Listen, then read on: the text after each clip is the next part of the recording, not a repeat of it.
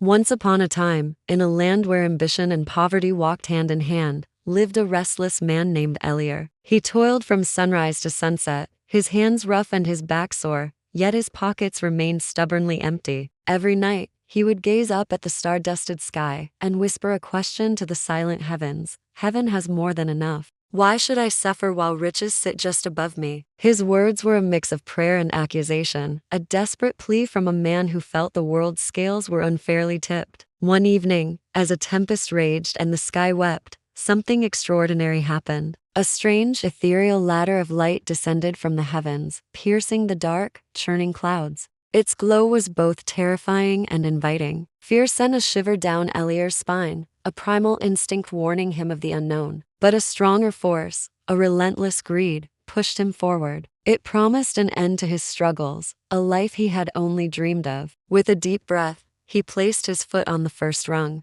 Step by step, he ascended, climbing beyond the rain, beyond the thunder, into a realm of serene silence. He passed through magnificent gates and found himself in heaven. It was a place of blinding, beautiful light. Rivers of pure silver meandered through landscapes of impossible beauty, and grand halls were not built, but seemingly carved from solidified light itself. It was quiet, peaceful, and utterly breathtaking. In the center of a vast, open chamber, something caught his eye. It was a golden box, glowing with a soft internal warmth. There were no guards, no angels, no one to stop him. Elior's heart hammered against his ribs, a frantic drumbeat of desire and fear. This is it, he thought, his mind racing. This is my escape from a life of nothing. He didn't hesitate. He lunged forward, seized the box, and ran. He fled from the blinding light, back down the celestial ladder, his prize clutched tightly to his chest. The moment his feet touched the familiar soil of the earth, the box grew heavy, its weight a sudden, surprising burden. But Elior simply smiled, his face lit with triumph. He had done it. He had taken his fortune. With trembling hands, he opened the lid. What he saw defied belief. Gold poured out, an endless, glittering cascade. Coins, jewels, crowns, and treasures of every kind spilled onto the floor, a river of wealth that seemed to have no source and no end. Within days, Elior's life was transformed. He was no longer the poor laborer but the richest man in the land. He built a palace that rivaled the sun and dressed in fabrics woven with gold thread. He had everything he ever wanted, or so he thought. Soon, a strange and unsettling pattern emerged. The gold never left him. It was a constant, growing presence. It multiplied relentlessly within his palace, filling his rooms, burying his furniture, and eventually spilling out into the streets. It was no longer a blessing. It was a curse. His friends, once eager for his company, stopped visiting, intimidated by the ever-expanding hoard. His servants, terrified by the supernatural wealth, fled in the night. Elior was alone,